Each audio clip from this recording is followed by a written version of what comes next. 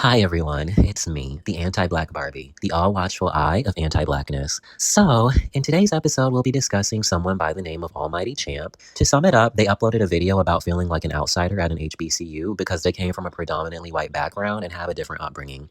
So before we get started, I'm going to go ahead and show the video and this person's page just to give you a little bit more context. Okay, so I don't know if it's just me, and this is no shade to my school at all, but sometimes I feel like I don't belong here. And here, I mean like at an HBCU. Yes, we get it. I am not very culturally woke sometimes. I know that sometimes my opinions may not be very popular with the black community. It's kind of annoying that you constantly have to defend yourself when it comes to like other black people about your personal like interests. Like, for instance, I get bashed for liking Taylor Swift. Sometimes people even say I talk white. Sometimes people judge my style.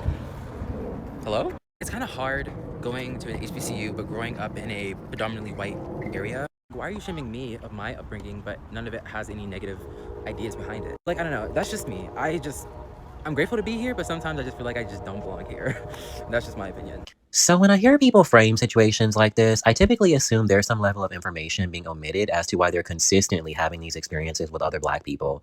In most cases, when someone says that everyone else is the problem without elaborating what the root cause is, it's typically for a reason.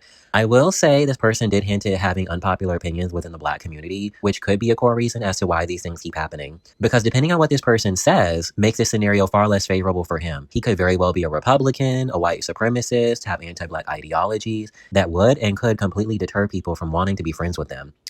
I feel like in most cases, people like this who are predominantly raised in white communities struggle to connect with black people because they adopt these anti-black ideologies and microaggressions they learn from their white counterparts. Even within the context of this video, I feel the way this person is framing it is very Karen-like. They tell you that something happened without ever really elaborating on the part they played in it to make themselves look more appealing. I can understand to some extent why they feel conflicted. However, I feel like this is more of a conversation that they need to have with their parents. You don't raise a black child in a predominantly white environment, then drop them into an HBCU and expect them to feel comfortable. If you are going to live in an area where there are no black people, then black consciousness should be essential for their upbringing because once they're in college, it's a little too late to be pushing that pro-blackity black shit.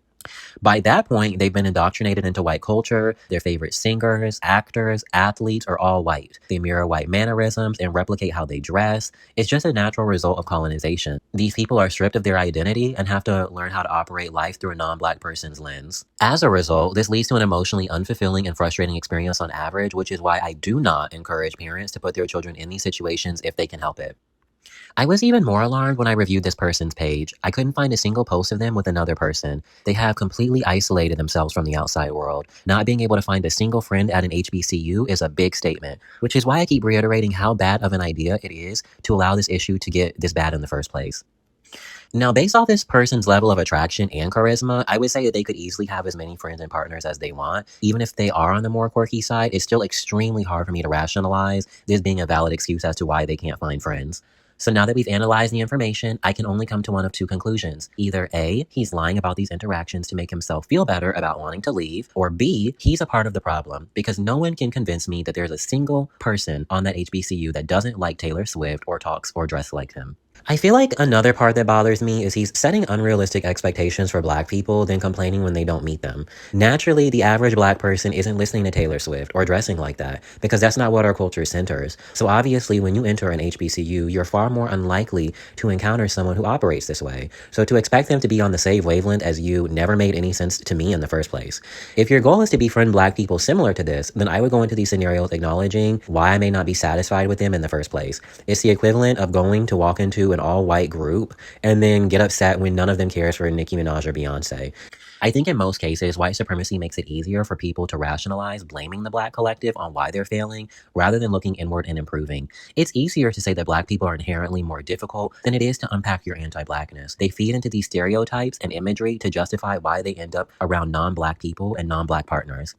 Anyways, I skimmed the comment section and saw a large portion of people agreeing with him. While I don't find it very realistic, I do feel like it reminds me to try and showcase some level of grace when it comes to black people who've been dropped into white communities and are stripped of their identity, because I can imagine it must be a very jarring experience for them, especially if they are a younger queer person.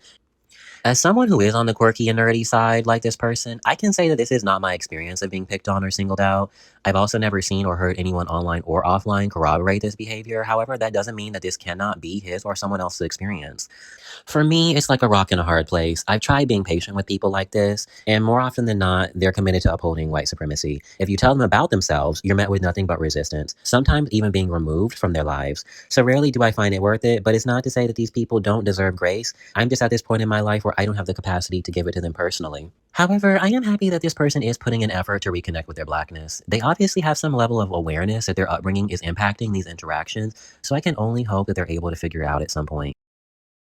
I want to backtrack a few of the things that I said in the video. Originally, when I first made it, I couldn't locate any friends on his page. So from my perspective, it was just coming across like this person was completely ostracized. However, within a few weeks after posting that, it seems like something has changed. I'm not sure if the advice that they got on the video where they were feeling like they wanted to leave helped them, but it seems like they've drastically improved their social life. I see several videos of them hanging out with their friends who also like things like Taylor Swift and Wicked and, operate like them. So I just think that maybe that was what that person needed, was that little push. And that's why I've been trying to be a little bit more gracious about my critiques recently, because I feel like there actually are a lot of cases where people just want to learn and have these conversations. Even if it is coming from a place of ignorance, they are trying to better themselves. And I need to try and be a little less hostile about these situations, because you never know. It's not to say that you have to trust everybody when they have these critiques, but maybe just trying to hold a little bit more space and not just ripping them apart really can do wonders.